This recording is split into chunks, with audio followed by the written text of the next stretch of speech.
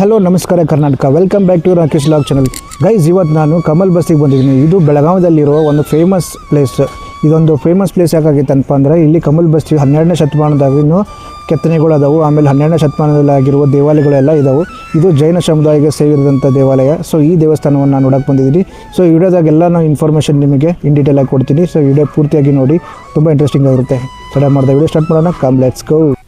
Guys, ಇವಾಗ ನಾನು ನಮ್ಮ ಏರಿಯಾದಲ್ಲಿದ್ದೀನಿ. ನಮ್ಮ ಏರಿಯಾದಿಂದ ಕಮಲ್ ಬಸ್ತಿಗೆ ಹೋಗ್ಬೇಕಂತಂದರೆ ಅರೌಂಡ್ 3 to 4 ಕಿಲೋಮೀಟರ್ಸ್ ಆಗುತ್ತೆ. ಸೊ ನಾವು ಇವಾಗ ಮನೆಯಿಂದ ಹೋಗಬೇಕಂದ್ರೆ ಕನಬುರ್ಗಿ ರೋಡ್ ಅಂತಿರುತ್ತೆ. ಸೊ ಕನಬುರ್ಗಿ ರೋಡಿಂದ ನಾವು ಡೈರೆಕ್ಟಾಗಿ ಕಮಲ್ ಬಸ್ತಿಗೆ ಹೋಗ್ಬೋದು. ಸೊ ಕಿಲ್ಲಾ ಸ್ಟಾಪ್ ಅಂತ ಬರುತ್ತೆ. ಕಿಲ್ಲಾ ಸ್ಟಾಪಿಂದ ನಾನು ಕಮಲ ಬಸ್ತಿ ಬೆಳಗಾವಿಯ ಪ್ರಮುಖ ಐತಿಹಾಸಿಕ ಮತ್ತು ಧಾರ್ಮಿಕ ತಾಣಗಳಲ್ಲಿ ಒಂದಾಗಿದೆ.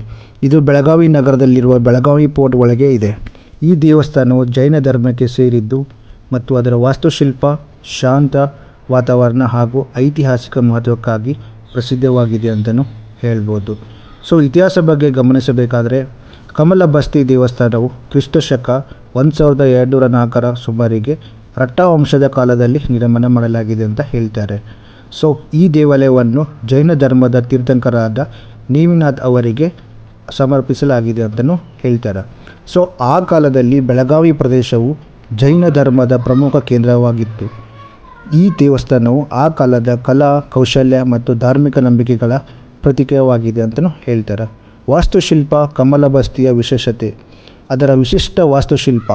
ದೇವಸ್ಥಾನದ ಮೇಲ್ಛಾವಣಿಯಲ್ಲಿ ಕಮಲದ ಹೂವಿನ ಆಕಾರದ ಸುಂದರ ಕೆತ್ತನೆ ಇದೆ.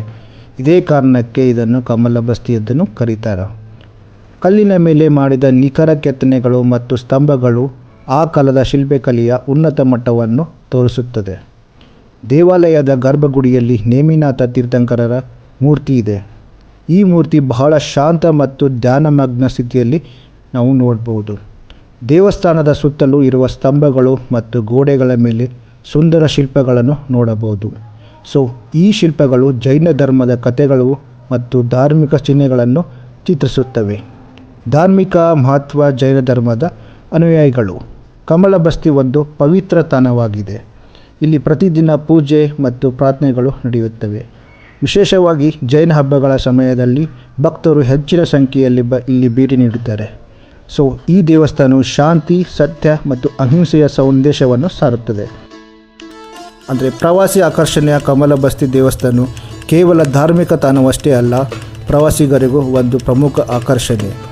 ಕರ್ನಾಟಕ ರಾಜ್ಯದ ವಿವಿಧ ಭಾಗಗಳಿಂದ ಹಾಗೂ ಇತರ ರಾಜ್ಯಗಳಿಂದಲೂ ಜನರು ಇಲ್ಲಿ ಭೇಟಿ ನೀಡುತ್ತಾರೆ. ಬೆಳಗಾವಿಯ ಕೋಟೆಯೊಳಗಿನ ಈ ದೇವಸ್ಥಾನವು ಇತಿಹಾಸ ಮತ್ತು ಪ್ರಕೃತಿಯ ಸೌಂದರ್ಯವನ್ನು ಒಟ್ಟಿಗೂಡಿಸುತ್ತದೆ. ಪ್ರವಾಸಿಗರು ಇಲ್ಲಿ ಬಂದಾಗ ದೇವಸ್ಥಾನದ ಶಿಲ್ಪಕಲೆ, ಶಾಂತ ವಾತಾವರಣ ಮತ್ತು ಸುತ್ತಮುತ್ತಲಿನ ಪರಿಸರವನ್ನು ಆನಂದಿಸುತ್ತಾರೆ.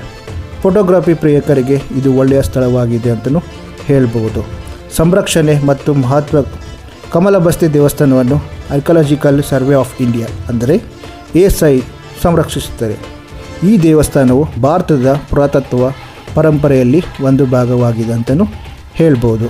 ಸರ್ಕಾರವು ಇದರ ಸಂರಕ್ಷಣೆ ಕ್ರಮಗಳನ್ನು ಆಲ್ರೆಡಿ ತೆಗೆದುಕೊಳ್ಳಲಾಗಿದೆ. ಸಮಾರೋಪಗಳನ್ನು. ಒಟ್ಟಿನಲ್ಲಿ ಕಮಲ ಬಸ್ತಿ ದೇವಸ್ಥಾನವು ಬೆಳಗಾವಿಯ ಐತಿಹಾಸಿಕ, ಧಾರ್ಮಿಕ ಮತ್ತು ಸಾಂಸ್ಕೃತಿಕ ಪರಂಪರೆಯ ಪ್ರಮುಖ ಭಾಗವಾಗಿದೆ. ಇದರ ವಾಸ್ತುಶಿಲ್ಪ, ಶಾಂತ ವಾತಾವರಣ ಮತ್ತು ಐತಿಹಾಸಿಕ ಹಿನ್ನೆಲೆ ಇದನ್ನು ವಿಶೇಷವಾಗಿಸುತ್ತದೆ. ಬೆಳಗಾವಿಗೆ ಭೇಟಿ ನೀಡುವರು ಈ ದೇವಸ್ಥಾನವನ್ನು ತಪ್ಪದೇ ನೋಡಲೇಬೇಕು. ಯಾಕಂದರೆ ಈ ದೇವಸ್ಥಾನವು ನಮ್ಮ ನಾಡು, ನುಡಿ, ಕಲೆ, ಸಂಸ್ಕೃತಿ ಮತ್ತು ವಾಸ್ತುಶಿಲ್ಪವನ್ನು ಪ್ರತಿಬಿಂಬಿಸುತ್ತದೆ. ಸೊ ಬೆಳಗಾವಿಯಲ್ಲಿ ಇದ್ದರೂ ಆಲ್ಮೋಸ್ಟ್ ಎಲ್ಲರೂ ಒಂದು 90% ಜನ ದೇವಸ್ಥಾನವನ್ನು ನೋಡಿರ್ತೀರ. ಸೊ ಯಾರೆಲ್ಲ ಔಟ್ಸೈಡ್ ಆಫ್ ಬೆಳಗಾವಿದವರು ಈ ವಿಡಿಯೋ ನೋಡ್ತಾ ಇದ್ದೀರಾ, ಬೆಳಗಾವಿಗೆ ಯಾವಾಗಾದರೂ ಬಂದಾಗ ಒಂದು ಬಾರಿ ಈ ದೇವಸ್ಥಾನಕ್ಕೆ ಬಂದು ಭೇಟಿ ಕೊಡಿ. ಈ ದೇವಸ್ಥಾನವು ನೋಡಲು ತುಂಬ ಆಕರ್ಷಣೀಯವಾಗಿದೆ ಮತ್ತು ಒಳ್ಳೆಯ ವಾತಾವರಣದಲ್ಲಿದೆ. ಸೊ ಈ ವಿಡಿಯೋ ನಾನು ಇಲ್ಲಿಗೆ ಎಂಡ್ ಮಾಡ್ತಾ ಇದ್ದೀನಿ. ಈ ವಿಡಿಯೋ ಹೇಗೆ ಅನಿಸ್ತಂತ ಕಮೆಂಟ್ ಬಾಕ್ಸಲ್ಲಿ ಪ್ಲೀಸ್ ಕಮೆಂಟ್ ಮಾಡಿ ನನಗೆ ತಿಳಿಸಿ.